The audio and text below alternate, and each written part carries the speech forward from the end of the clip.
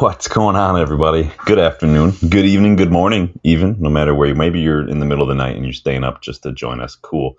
Wherever you are, hi. How are you doing?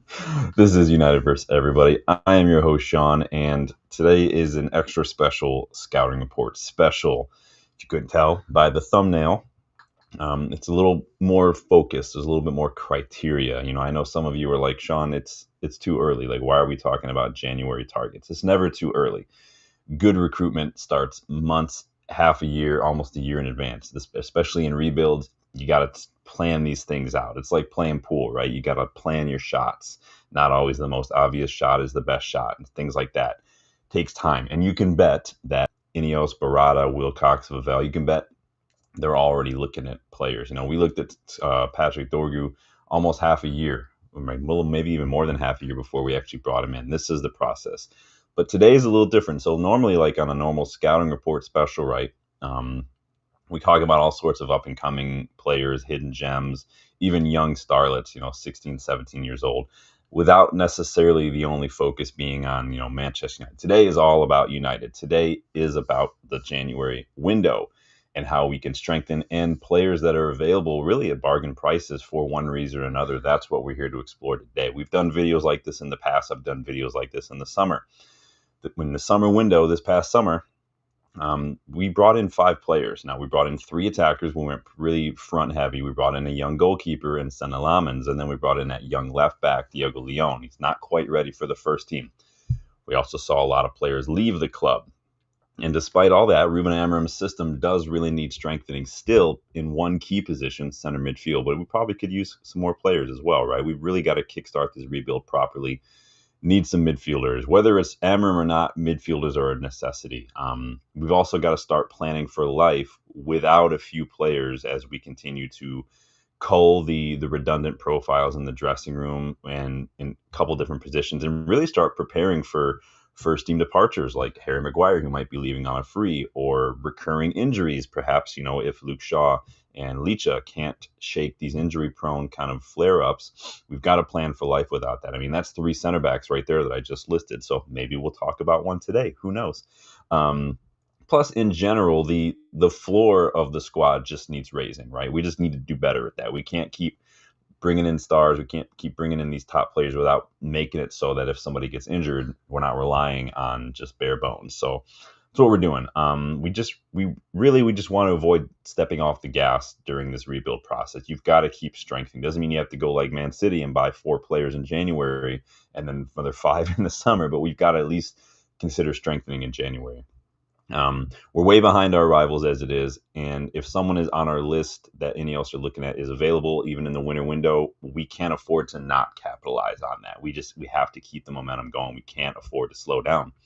And Ineos have shown that they won't hesitate to do that. They brought in Dorgu last January, albeit at the end of January. I'd like to see that kind of shit change. But today we are banking on Ineos showing a little bit of that initiative, that little bit of willingness to go a little bit more aggressive than our predecessors. So that's what we're looking at. A couple players who I think United should look at for January who are gettable for one reason or another, and we'll talk about that today. So that's what we're doing. I'm going to jump in the chat. Before I do that, you guys, make sure you hit that like button. Make sure you subscribe to the channel. Make sure you share the video too if you guys love talking scouting reports and looking at transfer targets.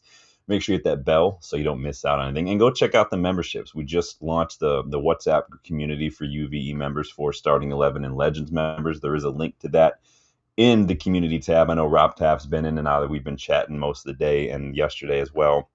It's a good way to have just discussions outside of the live streams for anybody who wants to. We're sharing video clips. We're sharing tweets. We're talking just in general. So it's a good way to look in that. Go check out that. And memberships are the best way to get involved in the content as well, including scouting reports. And then go check out the United vs. Everybody store. Right below your video player, you'll see a couple different samples of different items and designs. They have them in all sorts of. Go check it out. But we always appreciate anybody who's checking those out. And if you do, send me a photo or post it on socials and tag the channel. I'd love to see people rocking the swag out and about in the world, as always. Let's get started on the chat, you guys. Danny says, Ineos cooking up some salmonella. Danny, you can always count on Danny to come in and bash and he was right, literally first chat of the day. Oh, you're funny. Big up, Rob Taff. Good to see you again, man. Long time no see. Please, yes, like and subscribe for me, everyone. Who else is getting involved here? You guys are already, yeah, Danny's listing off a couple of them. Yeah, you guys are doing what Rob says. Got my notepad open, ready to take the names from my EA scout. I saw another name. There is a Jim. Big up, Jim. Good to see you again, my friend. Hope you're doing well. I want to make sure I threw you a shout out there. Danny's got more players here. Big up, Danny. So, yeah, and the under 20 World Cup is going on right now, too. So, you guys remember Gilberto Moro, the Mexican player we scouted like a month ago? We've already been linked to him in the last week or so. So, United, I'm just saying, I'm right here. So, all right, let me dive into the scouting report, you guys. Starting with number 1 on my list here. Let's talk about João Gomez for a second. So, we need some help in midfield specifically. Ugarte's just not quite cutting it. Casemiro's legs are gone, and he's going to be, leaving in the summer, basically. Just another United player on big wages walking out the door for free. Bruno's not a 6, right? I think he can do the job if he's used a certain way, but he's not a natural 6. And Mainu's young. Mainu really shouldn't be counted upon to start week in, week out, right? So that's why I'm looking at João Gomez. He's been on my list for a couple years. I'd love it if we finally brought him to Old Trafford in January. Wolves are struggling at the bottom of the table, and this could be the perfect time to pounce on, João Gomez. Actually, João Felix is João Gomez. And that's basically why I think he's gettable. When you look at, sometimes there's nothing wrong with poaching these relegation clubs. I don't think there's a problem with that. Gomez has fight. He's got energy. He gets about the pitch. You can see kind of right, if you stack his heat maps up to like players in Amorim's system, this is pretty much where they operate, kind of just inside each half on whatever side they're deployed upon. I like João Gomez a lot. He's physical. You can see he gets on the ball, top 5% for tackles, so he puts in a shift. And then literally everything about his ball progression is above average. And was it like world-class elite level? No. But look at these take-ons. He can beat a man to create space for himself. Look at these carries and these progressive passes.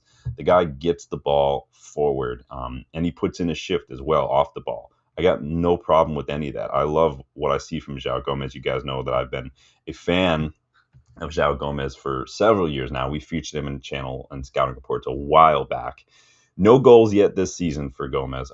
But again, Wolves are shit. That's just the way it is. But he did have 4 goals, 2 assists in all comps last season. He was man of the match several times last season from midfield, mind you. Now, here's the problem with João Gomez. He signed a new contract last spring when he entered the final year of his former year. So his price went up a little bit. Liverpool were linked with him over the summer because they're looking for midfielders. Now, I've seen a price tag of around 40 million euros rumored. But again, I've read that his new contract also kind of like literally verbatim, like carbon copy of Matthias Cunha, 62.5 million release clause was the deal of his new contract at Wolves. So I don't know what the hell's going on over there with Wolves. So needless to say, he'd probably be one of the pricier options. He might take a player sale to get this one, and I wouldn't have any problem if a Saudi club came in for Casemiro or Ugarte went someplace. I wouldn't have a problem with that. Bring in a little bit of money and bring in João Gomez from a struggling Wolves side, because Wolves are also maybe open to some funds if they're going to be missing out on some of that TV money next season as well. But I think João Gomez is an upgrade for sure. What are you guys saying? Also, let me know real quick if you want me to do the full screen of these, or are you happy with just doing the half and half? Can you guys see everything half and half? Let me know so I can know if I need to keep going back. Whatever's easier for y'all, basically. Let's see what y'all are saying in here. Danny says, I love João Gomez even before Wolves got him. Could be 45, 50 million deal. Yeah, that release clause in that new contract are killing me, though. Killing me, man. Yeah, and like Danny says, better on the ball. Physical, though. I like his mentality, and I'm looking for players who've got that mentality, who want to fight for the club. Rob says, do we get that Derby player after? Can't remember his name. Seth? I don't know. I will have to check and see. Talking about a youngster. So... No, can't see anything. What are you talking about, Danny? Is it gone completely off here? No, I see it on my screen. Do you want the big screen for the players, or you want this what it is right here, half and half? You guys let me know. I'm gonna go back to the big screen though real quick, so you guys can see the next player on the list. Let me transfer this over. So João Gomez. You guys let me know your thoughts on him and get involved in the chat too. There's a poll going if whether or not you think we will actually make any deals in January. So yes, no, maybe so. Let me know your thoughts. And yeah, like Rob says, it could be a fire sale at Wolves. Yeah, and that's kind of what I'm planning on. So, Raja, big up, man. How you doing? We'll take João Palhinha. I doubt that's going to be realistic. I don't have a problem with João Palhinha in theory. I've never rated him as highly as some people do. That doesn't mean he's bad. It's just maybe everyone's subjective. But big up, Raja. Good to see you again. Ashif, welcome back. Is he press resistant? Well, his successful take-ons is up in the top 20%. So he's definitely good at creating that space for himself, beating that initial press, which is what I like. If you're good on the ball, you guys know how I feel about midfielders who are good on the ball, who can carry the ball on their own. So let's move on to my next one. This guy, I mean, if you need to take a water break or something, you could, because you guys have heard me talk about this guy about 100 different times, and that's Hayden Hackney. Obviously, the Middlesbrough midfielder, coming into the good age right now, 24 years old. He's a leader. He's got excellent ball progression, creates a lot of chances. Now, why is he gettable in January? Because he wants to make the move. He's open to the move. He did reject the move to Ipswich in the summer. He is open to making the move. He really deserves a step up. And I don't think Middlesbrough are going to be able to hold on to him for too much longer. You can pretty much just bet that I'm going to include Hayden Hackney in every scouting report until we sign him. But in this system, he's the guy who would basically come in and replace Bruno in that role and what he's doing. The ball progressor, the chance creator, the leader, the guy who's going to kind of float around midfield, be a link up, getting in, making these good late third man runs, getting on the end of something in the box. He's just a little bit more modern in that sense, again, because he's more than just hoofing it long and stuff and playing the Hollywood ball. Hackney is a leader. He gets on the ball. He directs traffic. I mean, there's nothing more that I can say about him that I haven't already said. He can pass. He can dribble. He takes the corners. You can see he covers almost every blade of grass, trying to create for Middlesbrough, trying to get that ball up the pitch, man. I like him a lot. You can see here above average on these tackles. But progressive passes, progressive carries, literally top 2%. Shot creating actions, top 9%. The guy is an absolute ball progressing machine. It's like he was made in the lab just to do that, man. It's an absolute wonder he's still at Middlesbrough, in my opinion. It's kind of sort of like Jack Grealish when he was at Villa in that regard, because Grealish was at Villa for the longest time. And then he, finally, was 24, 25, he finally got that move. Hackney's been watched by many Premier League clubs for a while now. Again, like I said, Ipswich made an offer this last summer. He turned that down. It'd be kind of a sideways. Really, it would be a downward step for them. Now, a lot of Premier League clubs are interested. Hackney wants assurances over minutes, though. He wants to know he's going to play. So, again, look at midfield. Look at who needs midfielders. We're going to need at least two midfielders, and these two midfielders are going to get minutes. Can other clubs say that? Can Arsenal say that? No, they just bought a ton. Liverpool just bought a ton. Who else? Maybe Spurs. They could be looking to kind of revamp that midfield, but we'll see. We're the ones who are going to have basically two empty first-team spots. Casemiro's leaving. Ugarte doesn't look great. Bruno may be leaving as well. Just Cobby, really. And I like that a lot. So Hackney would get minutes. Borough not going to want to lose one of their best players in January, but he is available for like 20 million, which is what Ipswich offered. It was accepted. Hackney just didn't want to go. So again, but there is always the United tax, so you never know how that goes. Big up Chow View says, how's going we need to stay away from Baleba? Yeah. We did a video a couple weeks ago on Baleba and how he seems to just have taken a nosedive when that move didn't materialize. Yeah, dude, Danny, that would be an excellent partnership. If you get someone like Hackney or Wharton next to someone like João Gomez, that's a good, or Elliot Anderson, like literally any combination of those would be amazing. Rob says Hackney is the ideal Ineos signing, the type of price they like. Yeah, he's good. He's worth it. He's probably worth more, honestly. He's very, very good. Raja thinks he's average.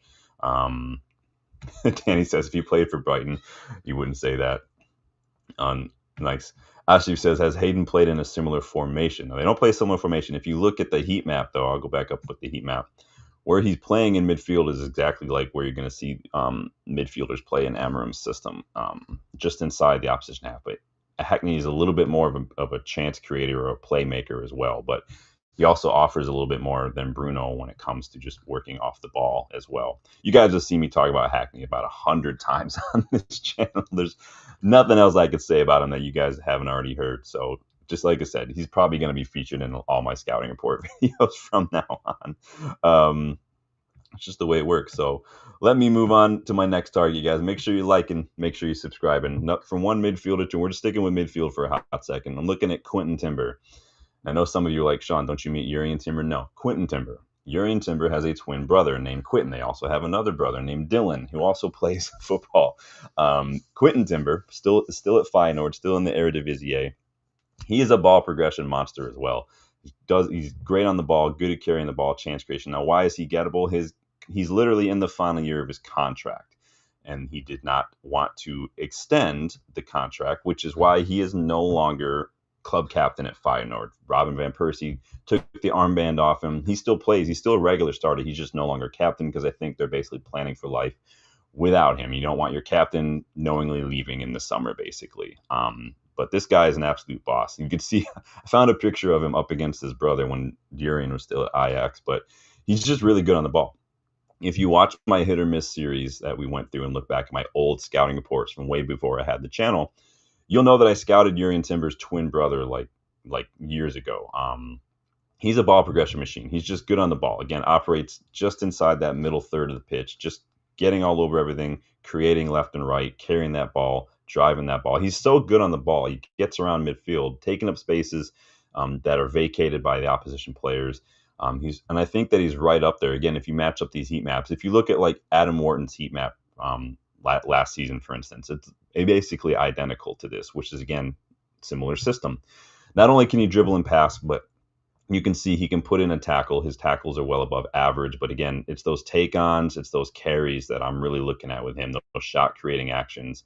He is an absolute beast when it comes to carrying that ball up the pitch. And that's what I want from my midfield. I don't want to have to just get someone on the ball and then just hoof it long. I want someone who can beat that press, carry that ball forward. And that is what Quinton Timber does, similar to Hayden Hackney as well. So Danny said he's a beast, improved a lot. Yeah, he didn't want to leave Rajat because he wants assurances over playing time, basically. So but Quinton had 6 goals, 1 assist last season from midfield. He had 8 goals, 10 assists in 23-24. Now, West Ham have been linked. Leverkusen were linked. He wants to go to the Premier League. He said he wants to play English football. Maybe we can exploit that RVP connection because he is Feyenoord manager now. And maybe we can soften the deal, maybe with another player going that way on loan. We've got a lot of youngsters. The Eredivisie is a really good league for youngsters to get minutes and learn the tactical system, technical side of football, like the way, especially with Robin van Persie. Maybe we can let someone like Cheeto go there for 6 months and learn how to get on the ball in the box like RVP used to. I think RVP could turn him into a really good striker if he's still there. RVP has a tendency to get sacked. So, but I really like Quinton Timber a lot. I think he's an excellent midfielder. I've had my eye on him for several years now. Like I said, scouted him like 3 years ago, way before I had the channel. And I think he'd be an excellent pickup for midfield. He does exactly what we need him to do. And what more can you ask for? So Quinton Timber, let me go. I know some of you are probably tired of Eredivisie players, but there's nothing wrong with Eredivisie players, honestly. There are some really good ones out there. So moving a little higher up the pitch. Let's look at Mario Strykens. Belgian, plays for Anderlecht. Now, he's kind of a 10. He plays a lot on the right wing as well. Can also drop into an 8. Just 20 years old. I feel like this guy has been here for many, many years. I remember he was another one that I scouted several years ago. If you guys are watching the Hit or Miss series, I think he'd be a really shrewd piece of business. Good ball progression, good dribbling, good pressing too. He get really good high press, excellent passing numbers too. Again, why is he gettable? Another player whose contract is going to be up in the summer. So final year of his contract, could be got for very cheap in January. He's been a regular in Anderlecht's starting 11 now since he was a teenager. He's reliable, he's creative, he's attacking. There's nothing more I can say about this. Again, in this system, he's going to come in, he's going to be a 10. You can see operates up in that, basically the opposition, like half of the pitch just outside that box, creating chances for everybody. If Mount can't stay fit, or maybe if Xerxes is just not in Amorim's plans, maybe he's not a 10, maybe he's a 9, I don't know. Strykens can be an excellent, solid rotation option while he adjusts to the physicality of the Premier League. He was man of the match against Ghent recently. 5 goals, 6 assists last season, 6 goals, 6 assists in 23-24. Remember, he's just 20 years old still. AC Milan, Porto, PSV Eindhoven, West Ham, Leeds, they've all been linked to him. West Ham had an $8.5 million bid rejected this past summer, which I think was just like half of what Anderlecht are looking for. So they're going to be looking for anywhere between like 17 to 20 million for this kid. Maybe we could throw a youngster their way on loan or something and maybe jump ahead of the queue. But you can see the passing is where he shines. It's just about moving the ball for him. And again, that high press is why he's in the top 3% for tackles and the top 14% for interceptions when it comes to attacking midfielders. But again, those passes, those shot creating actions, all above average for this kid. Really, really like him a lot. Yeah, Danny, Timber would not be expensive at all, which I like. So Rob's going to get FC 26. Yeah, I'm just every year I've got to get used to it, just how the mechanics work and stuff. Let him knock out a couple of the bugs. I might have a way to do like a live stream while I play. I think I might have figured out a way to do that. It took a little bit of finagling, but if that's something you guys would like to see me try to do and get involved in, let me know. But I'll see what I can do. Danny's going to get his copy as well. Well, good. It's a good time. The whole manager market's a little weird. Like it doesn't seem necessary to me personally. It's really just a way for you, as if you're playing manager mode, to go get a different job elsewhere. It's not really what I thought it was going to be. So it's kind of a disappointment, but it is what it is. It's EA. Disappointment is the name of the game. You can't spell disappointment without EA, right? So, but let me know what you think about Mario Strikins. I think he'd be a really good, kind of like that Rayon Cherky kind of vibe to him, come in and kind of operate in that area. And I think, like I said, I've been watching him for a while. So let's move on to my next target, you guys. Now, Jarvis, if you're watching, I told you good things come to those who wait. And I've been saving this guy in particular for this stream specifically. All right. This is Patrick Berg. Plays for Bodo Glimt in the Eliteserien in Norway. He is a center midfielder. A little older. Typically, my scouting reports focus on younger players, but when it comes to bargains, especially January bargains, all bets are off, as you'll see in the next player as well. He is Bodo Glimt's creator-in-chief, though. He is their club captain. He is a worker. He is good off the ball, just like he is on the ball. He's got vision. His job is to get that ball to his teammates, to move the ball, to be a constant outlet in midfield. He runs that midfield, and I think that he'd be more positionally disciplined than maybe our current midfielders. Knows, when to stop, when to slow down, and how sometimes just like shooting a bow and arrow, going backwards can sometimes means going forward. That's just how he works. His job is to control the tempo and get that ball forward with crisp, clean, smart passes. Now, despite being a midfielder, Patrick Berg was also the top goal scorer for Bodo. 11 goals, 5 assists last season, 9 goals, 7 assists, 23-24. But now he's really embraced that kind of playmaker role. He's got 3 goals and 9 assists already this past season as well. Remember, their season runs a little different schedule than ours. He's tied there right now for most assists this season on those 9. He's the second highest rated player in the Norwegian league.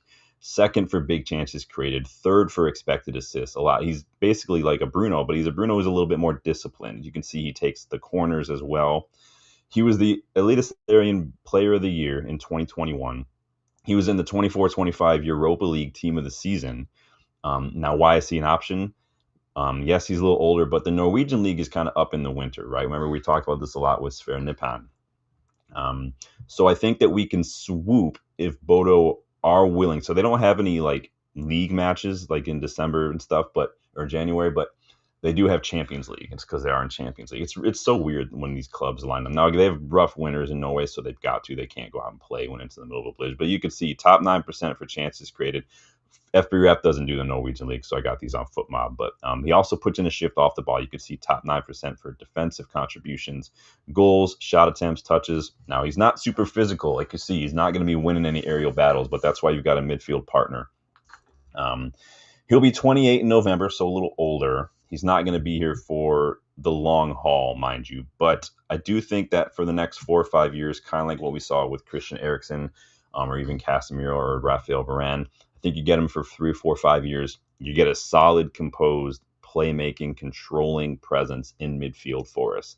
I think he offers something just a little different. Danny, yeah. I always wish some of these guys were 2, 3 years younger, like you're about to see with my next guy. It is what it's always going to be. But yeah, like you're saying, yeah, he could be good for a couple seasons. I think he'd be good composed. He's definitely going to be a little bit different profile to Bruno, but he does offer a lot of the same to Bruno as well in terms of the passing range and the chance creation as well and the goals.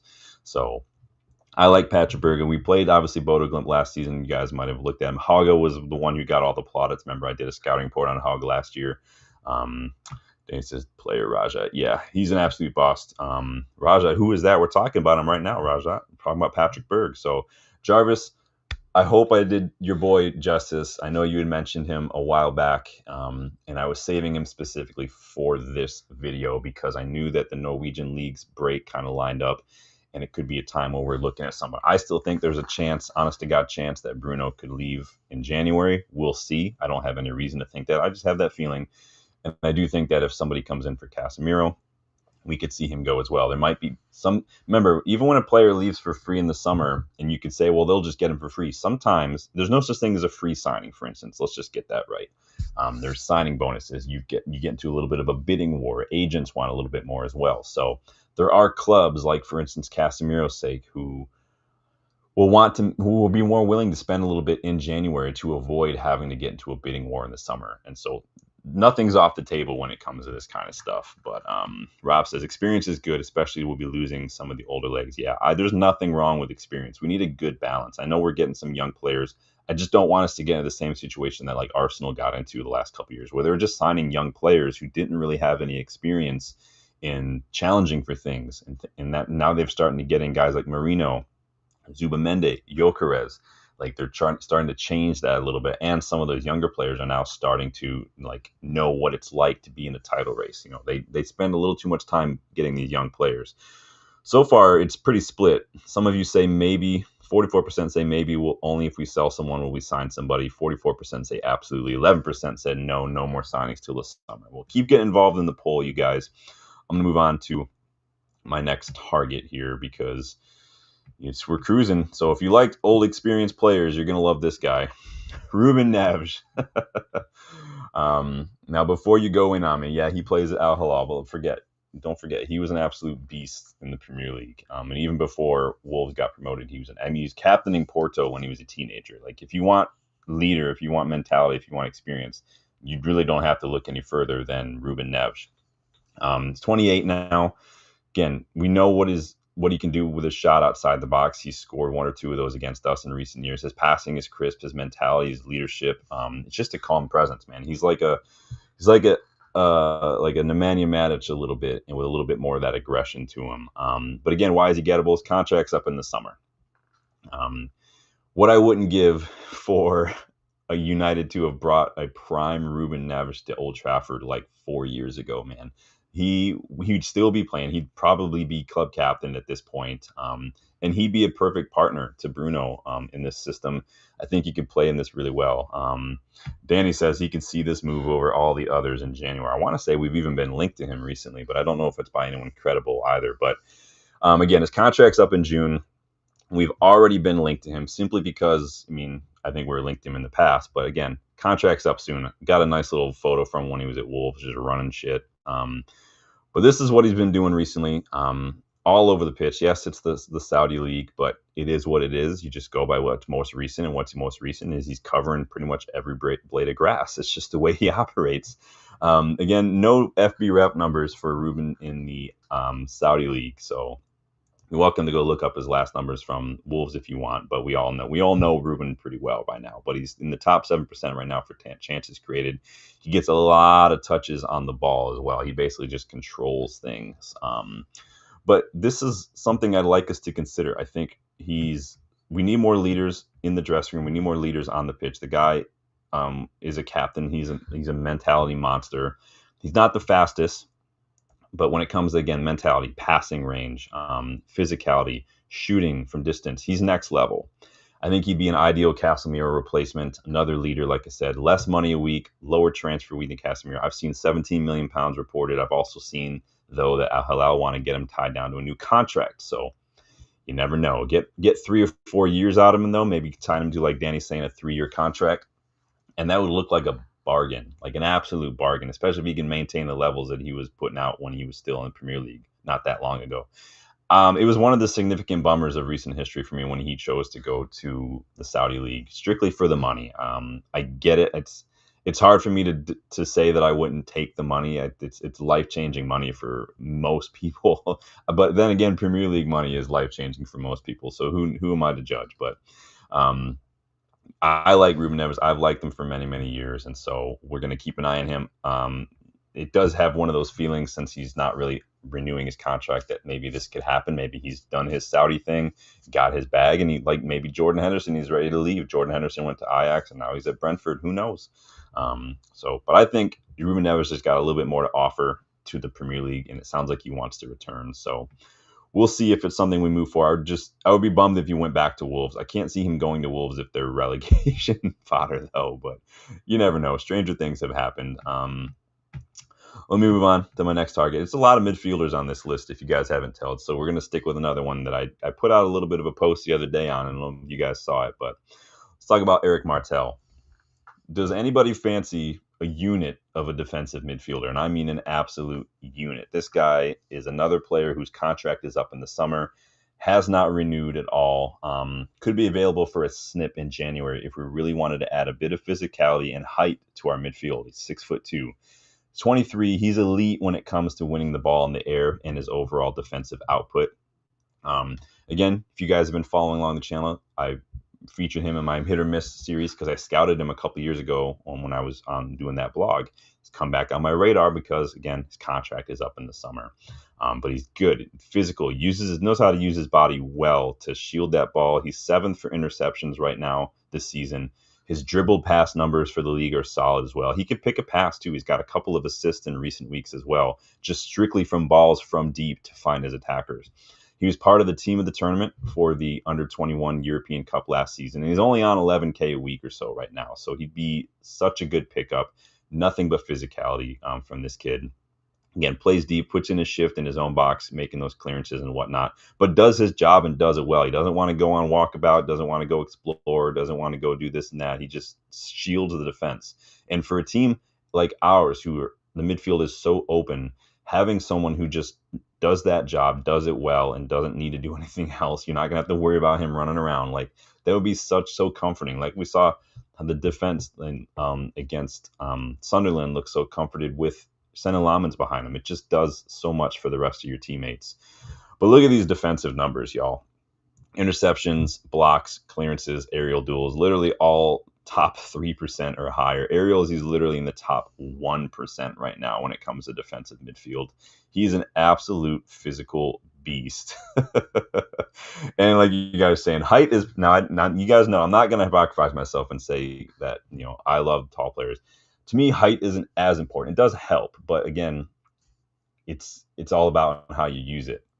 If you're not very athletic, for instance, if your timing is off, for instance, if you're just awkward in the air or whatever, sometimes, a shorter player can beat you. It doesn't take much. We've seen Lissandra Martinez have really good aerial numbers. Jules Koundé, when he was at Sevilla, was among the top 10 in the La Liga. He's only 5'10" when it came to aerial duels won. So it's not everything, but it does help, especially when this guy's job is he can win so many goal kicks, those first balls. And if we just if he controls those and finds a teammate to win the second ball, what Šeško does from the goal kicks and linking up to the attackers, this guy can do in the opposite direction. So Danny says we missed out on Stack. Yeah, he's doing pretty well for Leeds right now. This guy could be another shrewd piece of business from the Bundesliga. There's a lot of good players in the Bundesliga. We were linked to one today that's on my list. He's actually on my transfer list in FC 26, and Alexander Pavlovic, who, again, another just defensive-minded midfielder. I like him.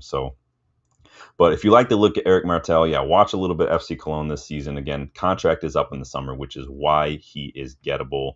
You guys know I'm always on the lookout for bargains and whatnot. So let me know your thoughts. Do you like the height? Do you like the way he plays? Do you like just that straight-up holding defensive midfielder? Because I do. So moving on.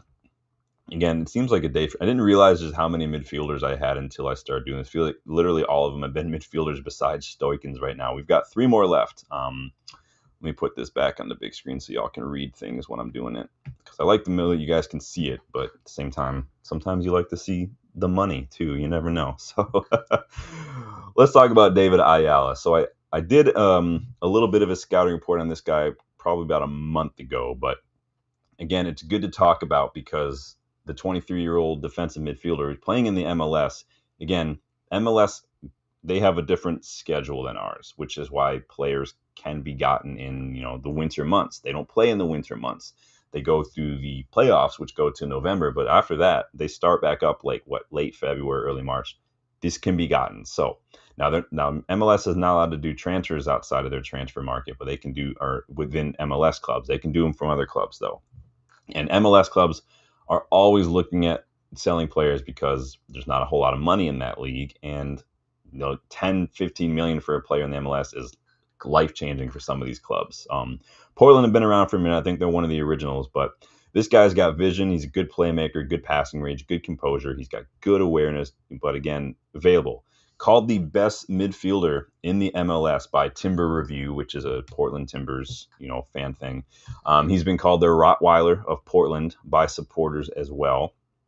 He was voted Supporters Player of the Year in 2024 as well. So I know what you're thinking, Sean, 5'8", come on. But the guy is physically a beast. He's 5th for tackles. He's been praised for his work rate, his ball recoveries, and his involvement in the overall press. He is ruthless in defense. He has a motor that does not stop, refuses to back down from challenges. Like he's small, but he's not afraid to get stuck in. But he's really, what his best attribute is, again, deep lying playmaker. Again, that composure, that vision, that passing range, that positional awareness. This guy has it all. He excels with line breaking passes, and you need that. He's 2nd for accurate long balls. And even for someone as young as he is, again, just 23, he dictates tempo and leads with a maturity well beyond his years. Like, again, this is where those numbers come in. Again, he's shorter, but the tackles and the interceptions are all within the top 10%. The passing range, again, progressive passes, pass completion, passes attempted, all within the top 15 percentile, which is excellent. Again, take-ons and touches and attack, like take-ons is above average as well. He can be guilty at times, Ayala, for trying to maybe force the risky pass rather than maybe just playing the safer ball. I think he sees the opportunity. He just wants to go for it. But I think he's going to be best suited to systems that focus on possession, who are going to benefit from his ability on the ball to launch those quick counter transitions as well. Someone like Oliver Glasner would probably like him a lot. Hint, hint, wink, wink. Also, yeah, if you guys haven't yet voted, again, there's a link pinned to the community tab, but go vote for your manager pick if Ineos make a change this season. I think Oliver Glasner is still winning. I think I did see a vote in there for Iriola. I think Xavi's got a couple too. But if you want to have your say, go vote. You can find a link to that in the community tab. I think I might have put one in one of the video descriptions as well. So let's see what y'all are saying here about some of these players. Let me get caught up here. Danny thinks he's too small. Yeah, maybe in a pivot, but again, those tackles and those interception numbers are very, very, very good. But I think that because the off season is coming up for MLS, could be gettable. So he's not winning any headers anytime soon. Yeah, and like Danny, I was just literally about to say that, Danny. Yeah, João Neves is small as well. N'Golo Kanté wasn't a big dude at all. It's not as all about how big you are. Sometimes it's just how you use it. And this guy, again, another player who's just not afraid to get stuck in despite his diminutive stats. I always love when the commentators try to say diminutive instead of short, like it's some sort of fancier way to say it. It's like you're just calling him short. Don't be an asshole about it. Big up, Sanjay. Good to see you, man. Danny thinks if you're playing in Europe, he can make the Argentina squad. Hey, you never know if he makes the jump, which several MLS players have done in recent years. You never know. Maybe he'll get that spot. But good to see you, Sanjay. Hope you're doing well, my friend. So, okay, we're finally done with midfielders. I feel like we've talked about a lot of midfielders. I honestly didn't plan it that way. I was literally just looking at contract, looking at off seasons, looking at table position. It just happened to be midfielders, and some of them were working out well. And it just happened to coincide with the fact that we need midfielders in this system, and strengthening in January wouldn't be the worst idea. So, but now we're done with midfielders. We got 2 left, and they are defenders. And so make sure you like in the video, guys. Make sure you subscribe. I got 2 more for you. starting with my Diogo Dallo replacement because I'm sick and tired of this asshole. Danny, you let me know what you think about this guy if he's someone you're familiar with. This is Leandro Lozano, a little older, but I think what I'd like to see, kind of like what we did when we got Mazraoui, someone who's just experienced and knows what they're doing. He's right back, plays for Argentinos Juniors. A little shorter, but again, most fullbacks are shorter. I want to raise the floor of our squad depth, and a natural fullback with some attacking prowess would not go amiss. He's good defensively, he's good in aerial duels, shots, he's good on the ball, he's comfortable on the ball, chance creation. He's got it all. And the Argentinas League offseason is kind of coinciding around the time of our transfer window. I think he could be a really good, shrewd pickup. As you can see, he's just does what he does, and he does it well. 2 goals, 6 assists this season for the juniors. His ball progression, his chance creation are next level. And again, off the ball, his tackles, his aerial duels, his possession won in the final third are night and day compared to someone like Diogo Dallo, again, who I think we definitely need to sell. We would make money on Diogo Dallo if we sold him. Lozano was also the team of the season for the Uruguayan League last year as well. So I think that he's, again, that experienced fullback who brings a bit of stability and good contribution on and off the ball. Like, look at his numbers. The guy is a beast. His shot creating actions, which is also something you want from your fullback as well. Passes attempted, progressive passes, tackles, interceptions, blocks, clearances, aerials won. Like, he's elite when it comes to fullbacks for defensive. He's an instant improvement. He's a good experienced option. Kind of like when we brought in Alex Tellez. You guys remember that? So either Diogo Dallo is going to step up or he's going to get sold.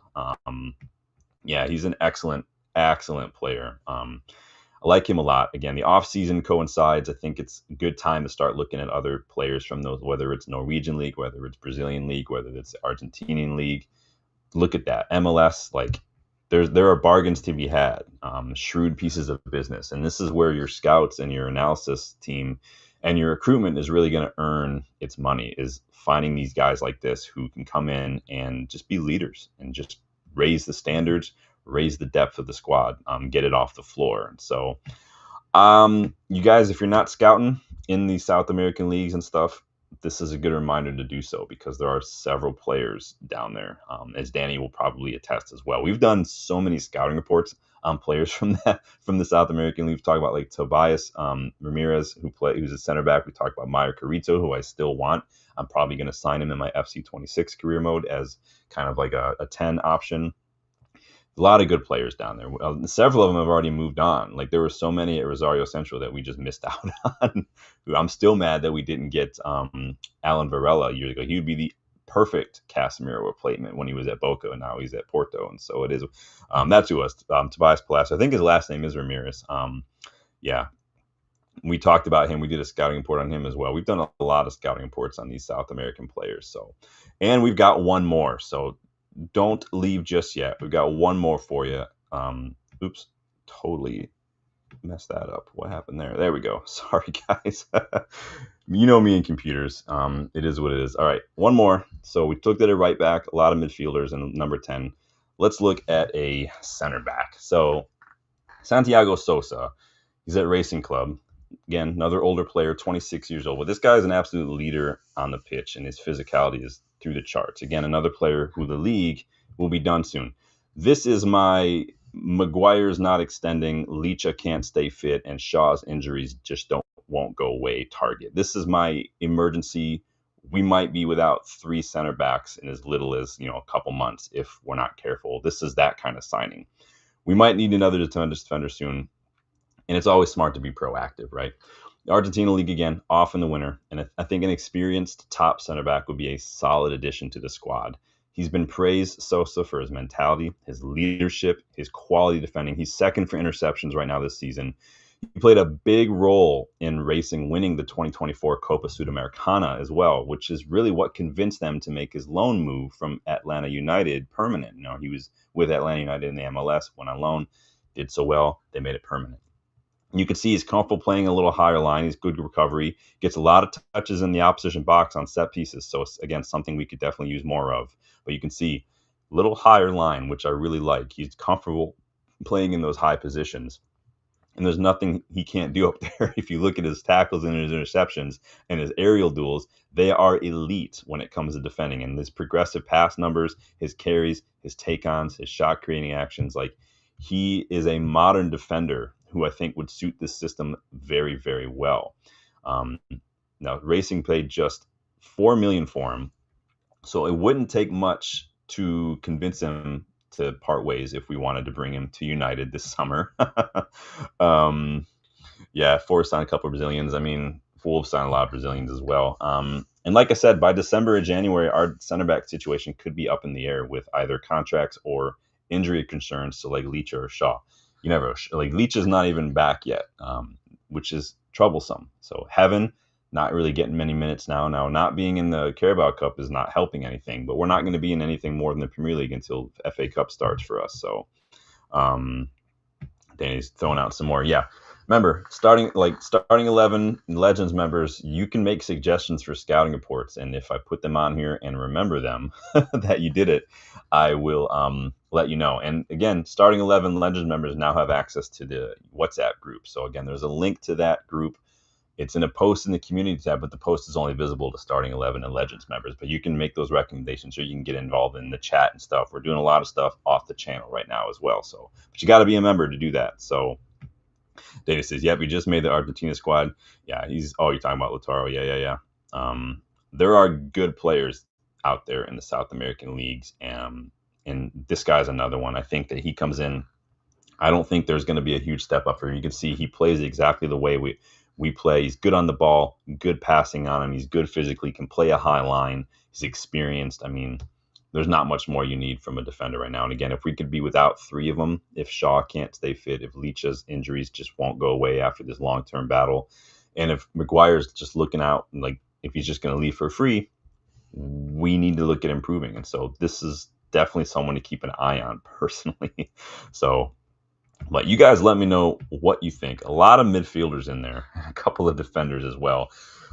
Still 42% of you think we're going to definitely get somebody in January. 42% of you say maybe, and then 17% say no, we're not getting anybody. But I think that it would be stupid not to strengthen in January. I think that clubs, we've seen Liverpool do that for a couple of years. City brought in 4 players in January.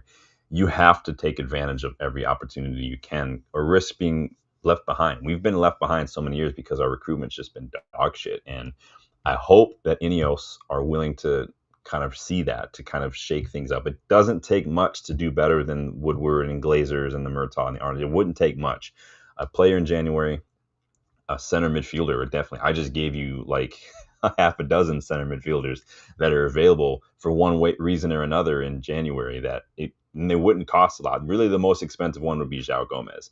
But if Wolves are in relegation zone, like he can force that move and get here for cheaper without having to pay the release clause. But yeah, Tobias, yeah, we did a scouting report on him a while back, I believe. But you guys let me know if there's any players that you think will be gettable in January. You've seen my criteria. You've seen kind of where my mind goes with some of these kind of videos, Danny, I'm just making a note.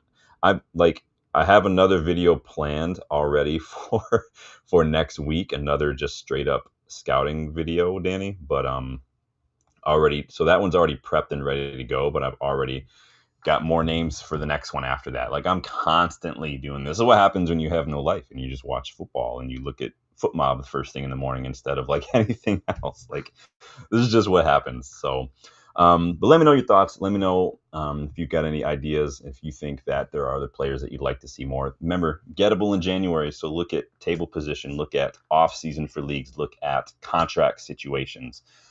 Or in Hayden Hackney's case, for someone who's everybody wants, been rumored to be on the way out the door for a couple of years now. It's almost a matter of when, not if, when it comes to that final kind of decision being made there. So, but let me know, you guys. Make sure you're liking. Make sure you subscribe to the channel. Make sure that you share, you hit that bell, do what you got to do. Members, again, get involved. Go check out that link for starting 11 Legends members. You can get involved in the WhatsApp group. Rob Taff and I have been in there chatting away for the last couple of days. So, and then, yeah, please go ahead and check out the Unitedverse Everybody store. We will be doing a Kickabout show on Wednesday. So Dylan will be back Wednesday to do that. We're going to be talking a lot about refereeing decisions. We're going to be talking a lot about public criticism from ex-players and how that affects a squad, because a lot of current players, managers, and whatnot have had thoughts. So we're going to be talking about a lot of that, a little bit of academy talk as well with some news that popped up today. But thank you guys for joining again. Like, subscribe, and I will see you guys again on the next video. Take it easy.